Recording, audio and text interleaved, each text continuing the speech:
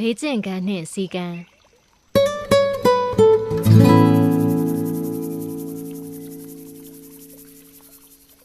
ကျမ်းမာခြင်းသည်အမြတ်ဆုံးသောလက်တည်းရောင်ရဲခြင်းသည်အမြတ်ဆုံးသောဥစ္စာတည်းချစ်ကြွမ်းဝင်သူယုံကြည်ရသူသည်အမြတ်ဆုံးသောဆွေမျိုးတည်းနိဗ္ဗာန်သည်အမြတ်ဆုံးသောချမ်းသာတည်းဓမ္မပဒဒုက္ခဝတ်အဘဲကြောင့်လေးကျင့်ခန်းလုပ်ရန်လိုသည်။လူသည်ပညာဉာဏ်ကိုထက်သန်လာစေရန်လေးကျင့်ပြိုးထောင်နေခြင်းမှာကိုယ်တဲ့မဲ့ရန်နှင့်လွတ်လပ်သောတွေးခေါ်မျှော်မြင်မှုများထက်သန်လာစေရန်ဖြစ်ပါတယ်။လူမှန်ရင်အလုပ်လုပ်ရမယ်။အမှားမြင်အမှန်ကိုပြင်နိုင်ရမယ်။ဘဝတွင်ဖြစ်ချင်တာတွေကိုအကောင်အထည်ဖော်ရမယ်ဆိုတော့လေပြည့်စုံသောပန်းနိုင်မဟုတ်သေးပါ။ထိုလုပ်ငန်းများကိုအကောင်အထည်ဖော်နိုင်ရန်ကိုယ်တိုင်ကျန်းမာရပါမယ်။ကျန်းမာစေရန်နေထိုင်စားသောက်နိုင်ရမယ်။ကျန်းမာရေးအတွက်လှုပ်သင့်လှုပ်ထိုက်သည့်လေးကျင့်ခန်းများကိုလည်းလှုပ်ဆောင်ရန်လိုအပ်ပါတယ်။ကျန်းမာရေးကောင်းစေရန်လေးကျင့်ရန်မှာတရက်တည်းမဟုတ်တစ်ပတ်လည်းမဟုတ်တစ်လလည်းမဟုတ်ပါ။အသက်ရှင်နေသမျှကိုယ်ကျန်းမာစိတ်ချမ်းသာစေရန်လေးကျင့်ပြီးနေထိုင်ရန်လိုအပ်ပါတယ်။ကျန်းမာမှပညာလဲရှာစီးပွားလဲရှာ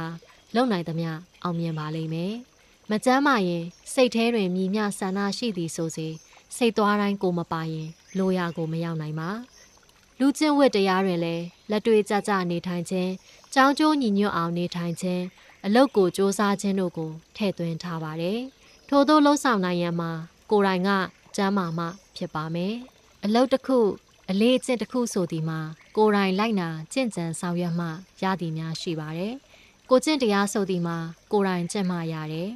ထို့အတူလေးကျင့်ငန်းများကိုပုံမှန်လုပ်ခါကျမ်းမာမှုကိုရယူရတွင်လည်းကိုယ်တိုင်လုံးမသာရနိုင်ပါတယ်။ထို့ကြောင့်ပုံမှန်လေးကျင့်ငန်းတစ်ခုခုလုပ်နိုင်ရန်ကြိုးစားပါ။အနည်းဆုံးလမ်းလျှောက်ခြင်းအလေးအထားကိုလေးကျင့်မွေးမြူနိုင်အောင်လုပ်ပါ။ငွေလဲမကုန်လူလဲအထွေထူးမပင်ပန်းပဲကျမ်းမာအောင်လုပ်နိုင်သည့်နည်းလမ်းကောင်းဖြစ်ပါတယ်။လှုပ်ရှားခြင်းသည်လူခန္ဓာကိုယ်၏လိုအပ်ချက်ဖြစ်ပါတယ်။စာလောင်ခြင်းဆန္ဒများသည်မိမိလှုပ်ရှားမှုများအပေါ်တွင်အခြေခံနေပါတယ်။ကိုယ်လက်လှုပ်ရှားများလို့ရေများတောက်အချိန်မှန်အိတ်စားကဘဝတွင်ကိုယ်ကျမ်းမာမှုသာမကစိတ်ကျမ်းမာမှုကိုပါရှေ့ရှုပြီးလှုပ်ဆောင်နေထိုင်သင့်ပါတယ်။လူတစ်ယောက်သည်အစီအစဉ်တကျလှုပ်ရှားသွားလာနေထိုင်တတ်သူဖြစ်စေရန်လေးကျင့်ပြိုထောင်သင့်ပါတယ်။နေ့တစ်နေ့ကိုခွဲခြားပိုင်းကထားပြီးဘယ်အချိန်တွင်ဘာတွေလုပ်မည်ဆိုခြင်းကိုအစီအစဉ်များရေးဆွဲပြီးမှလှုပ်ဆောင်သင့်ပါတယ်။ထိုအစီအစဉ်ထဲတွင်ကျမ်းမာရေးလှုပ်ရှားခြင်းကိုပထမဦးစားပေးအနေဖြင့်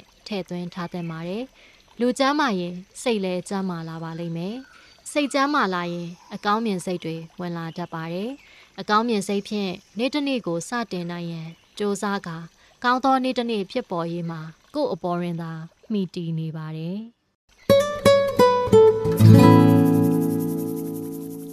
ရေအေးရပေါ့ကတ်ကိုနားဆင်ပေးတဲ့အတွက်ကျေးဇူးအများကြီးတင်ပါတယ်ရှင်။ဒီပေါ့ကတ်ကို AC Original ရဲ့ Facebook, YouTube, Spotify, Apple Podcast စတဲ့ platform များမှာနေ့စဉ်နားဆင်နိုင်ပါတယ်။အခုလိုအဖို့တန်စာပေများကိုမေတ္တာဖြင့်တင်ဆက်ခွင့်ပြုပေးတဲ့ဆရာတင်ညွန့်နဲ့မောက်ခစာအုပ်တိုက်ကိုလည်းကျမတို့ AC အဖွဲ့သားများကလှိုက်လဲစွာဖြင့်ကျေးဇူးတင်ရှိပါတယ်ရှင်။ကျမကတော့ကေပါ။